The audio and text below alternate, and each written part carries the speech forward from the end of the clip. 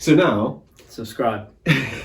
can you talk me through the journey of home studio, building that, to then over at the landlord at Alan's, building that studio up, and then slowly bringing in beefier and beefier equipment to the point where you are able to make the professional sounding stuff and also learning it yourself, because everything in there is only used by you. So it started in the room, in my bedroom, not the bedroom that you may have seen me with that current B setup. That's not that. It was my actual bedroom. It started in there. I gave up having a bed so I could fit in my studio, which I'm convinced was the reason why I probably didn't hold down a relationship very well. Ladies would like a comfortable place to sleep, as it turns out.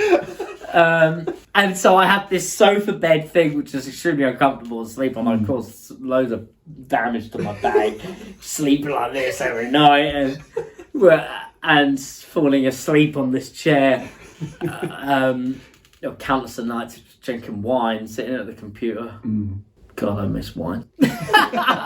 So, I mean, it literally started off just simple interface and just the studio monitors. I had a Mac, an iMac, which I bought with my student loan. I had a load of plugins that I used, and that ran me. I bought that in 2017 as well. ToyQueens kind of existed at the time. I got all my studio equipment. Just kept building up different effects, plugins and stuff, learning how to use it. Alan, who was a big part of the band, even the school band who was there, was kind of clocking on to this like home studio thing. He was there through all the studio productions when we were recording previous records, previous projects, and that was all renting out big expensive studios. And it was great and it was cool, but we both kind of clocked him and was like, we can kind of do this ourselves. He basically started building a studio. He started building a studio, a home studio, set up a place to chill, a place to go.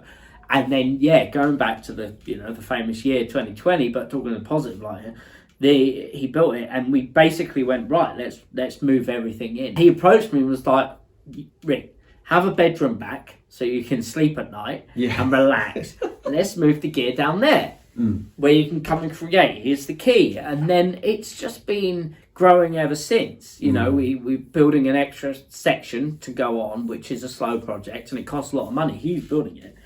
I try and input where I can, but it's ultimately his project for the actual space itself. But then within that, we've got we've got a few different bits of hardware outboard that we can use, various different mics, vocal mics, different sounds, different sort of recording amps, reamping different DIs and things like that. We experimented with having physical soundboard. Worked out we don't need it. We've got keyboards, they do it just as quick. Experimented with loads of different workflows, different interfaces, And the space sort of allows for that, because you've got the soundproofing in there. It went from just bare room with a Mac in it, and like you say, like the Scarlett interface, the same one you've got up there.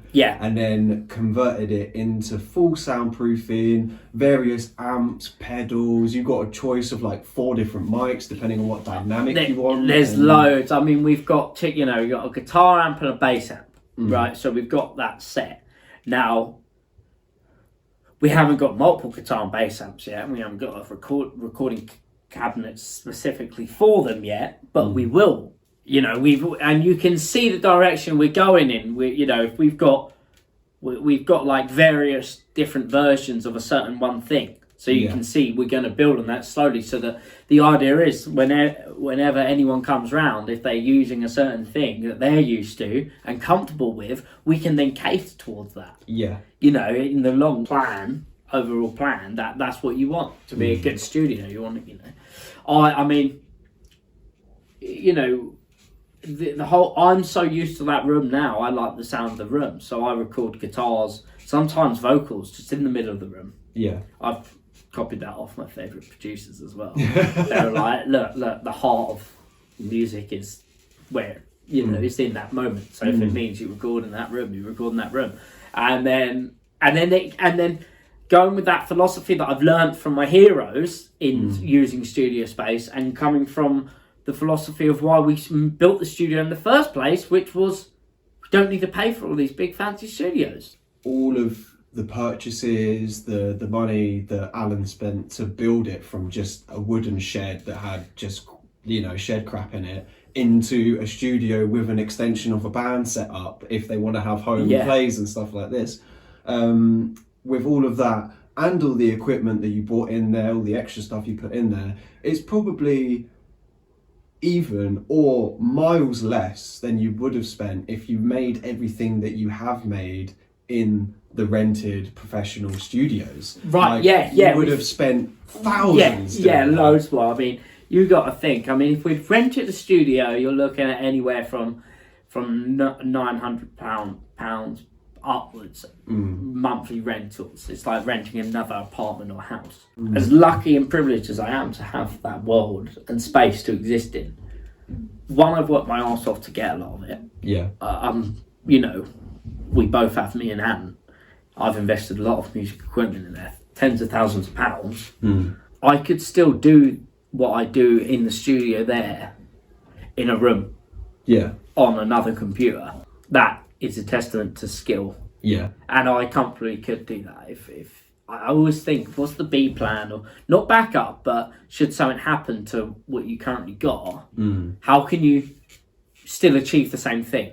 Yeah. If plans change, don't have a B plan of a backup plan, I'll just go off and do this instead. Not that kind of backup plan. I mean a backup plan for achieving the same thing should the current plan still not work. Yeah. And then I think, well, you just got to have a strong enough skill set to be able to accomplish that.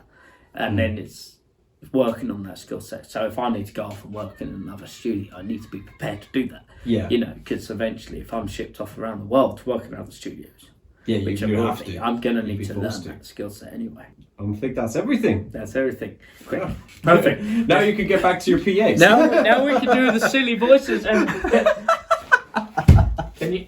I want to do a handstand. Yeah, go on. Oh my god! Holy shit! I didn't know I could do that. Oh my god! Oh my god! Oh, I didn't know I could do that.